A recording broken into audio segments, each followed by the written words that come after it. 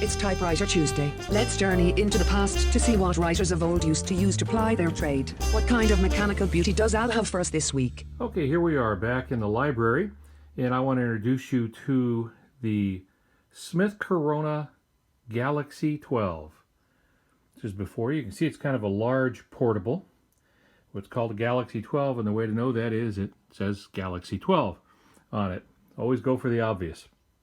That I'm bringing this typewriter to your attention for a couple reasons. In our last episode, we chatted about an unusual Smith-Corona that I had come across. It didn't quite seem to fit things. It didn't quite fit the history of Smith-Corona and their transition from one body style to another. So let me remind you of which one that is. I'm just going to spin around here.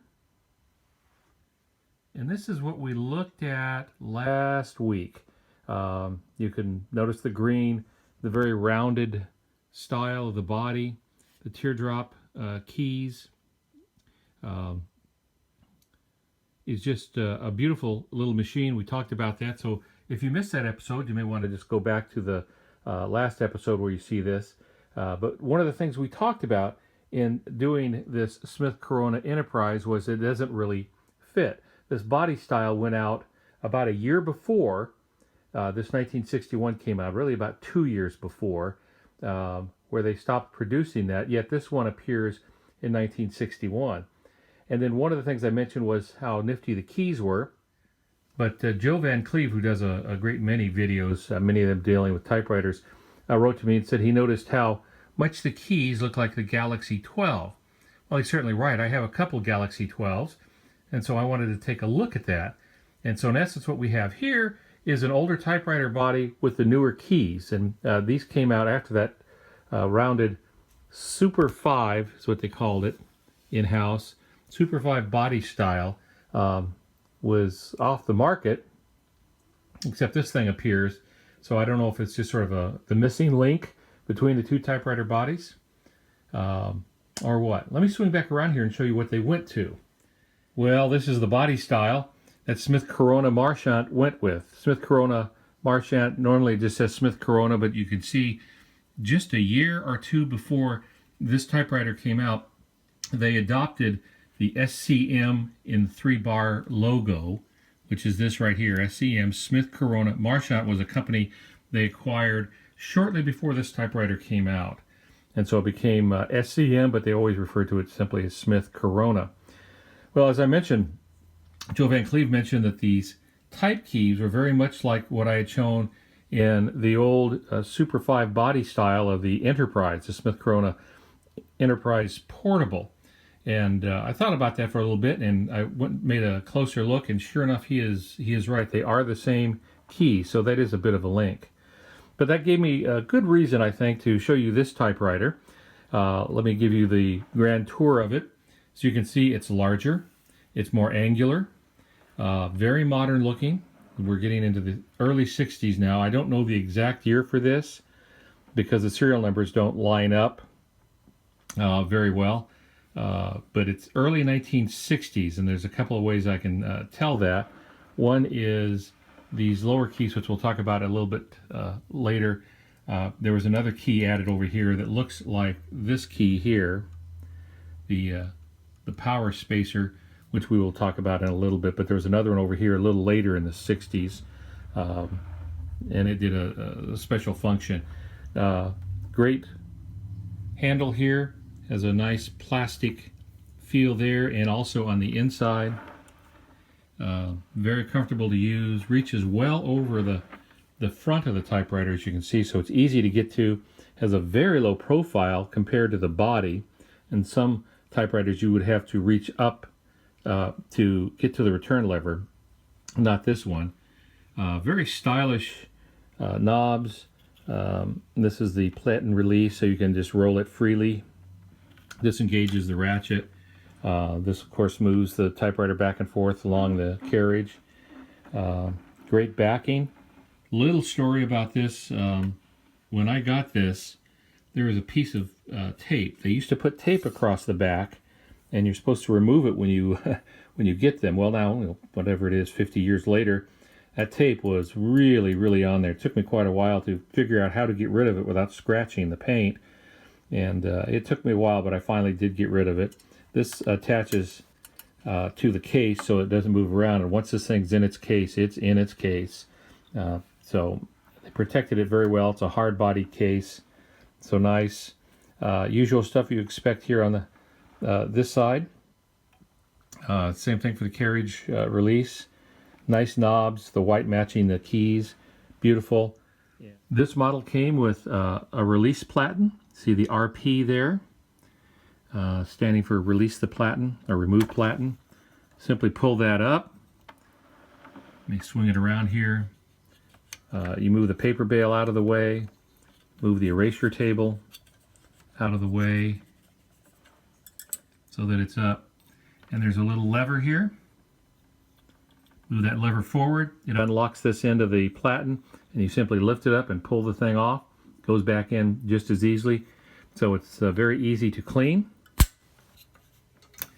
Down on those rollers that press the paper into the platen.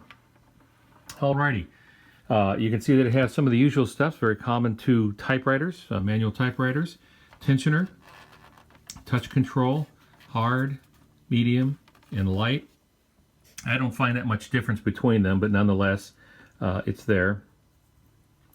Nifty setup on the top that I think you can set the tabs. This is the tabulator, the tab bar, and then you can clear the tabs right from the keyboard. And there were other ways of doing that with other Smith-Coronas. They used to have them on the side, but very, very convenient. Beautiful keyboard. And you'll notice that there are two keys, the number 1 key and the plus equals key, that are in black. And the reason is Smith-Corona designed this typewriter so that you could change what those keys are used for.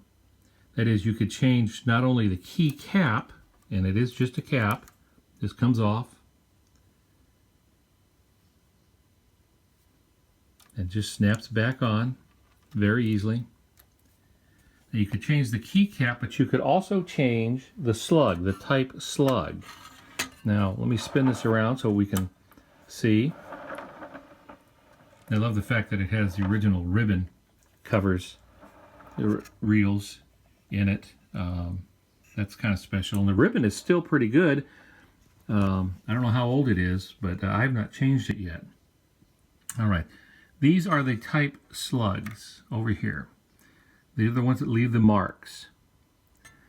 Well, on these changeable ones, you'll notice that they're a little different. Let me just see if I can get close enough. You see the groove at the top of that slug, and you can see little pressure point divots that lock those things in place. So not only can you change the cap, you can pull that off and replace it with something else. Now, what would you replace it with? Same thing over here. You can see the slot. Well, you could replace it with mathematical symbols, Greek letters, which are used in the sciences, some other financial stuff. And so some people would buy these and they would use, let's say, mathematical greater than and equal to, or less than and equal to, and you can buy the type slugs to do just that. So pretty clever, if you ask me. Made it far more useful, and you can take the same machine and give it new use, and where the customer can modify it. Love the fact that I always call it a hood, it's really the ribbon cover, but this thing pulls forward. Very nice, kind of modern and stylish in the way that it does that. It'll maintain some of the modern look with the paper support in the back. The other items that it has that are very familiar. You can set your margins right up front. It's just a push and slide kind of thing. And then something that isn't brand new to this model, but is still very useful, and that is you can set the paper so that you can get a warning when you get close to the end. By putting the paper in, you can set it so that as you're typing away and you get down here, you have how many lines left. So you have 2.5 lines. You have 1 line left before you reach the edge of the paper, the bottom of the paper, so that way you don't run off the paper. It also comes with a variation of the release. See the button here? When you push that button, the platen rolls freely, but notice the gauge does not. The gauge stays in place. And there's a lever here. Get my big mitt out of the way. And you pull that forward, and you can freewheel the platen and the gauge. So they gave you some choices there too. Very nice, very sleek. The only other comments I have about this is indeed a workhorse. If you want one a typewriter that you can really type on, do longer projects, this would be a good one. So this is where Smith-Corona went, going from the Super 5 body style, and the one before that, the Speedline, which was also very streamlined, but it was also, part of a different era, coming out of 30s and the 40s and the 50s. And then in the 60s, they began to make these kinds of changes. And a funny little story, to me anyway, when it goes with this, is the ad campaign that Smith-Corona used. If you watch many of these videos, whether it's me or anyone else, and they type, often they will type the phrase that many early typists, student typists, would have to learn, be usually the first sentence that they would learn to type, and that is, the quick brown fox jumped over the lazy dogs. And the reason for that is it contains all the letters of the alphabet.